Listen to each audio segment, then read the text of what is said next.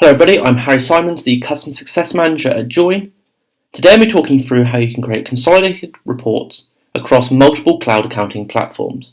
So a question that we get asked quite a lot is, can you run reports using your QuickBooks companies and your Xero companies, or any combination of QuickBooks, Sage and your CSV companies?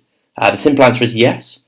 Join will produce these reports off the shelf for you using a predetermined account mapping based on account type, account code and account name. I'm now very quickly going to show you how to run a profit and loss using all four of these combinations. So we'll be using Dr. M Surgery, our QuickBooks account, the Demo Company, UK, one of our CSV or Excel companies, Marina Inc., and then finally also the Join Developer Account 1.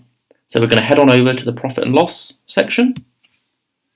We'll begin by selecting this company selector, and we're going to choose Dr. M Surgery, the Demo Company, Marina Inc., and the Join Developer Account.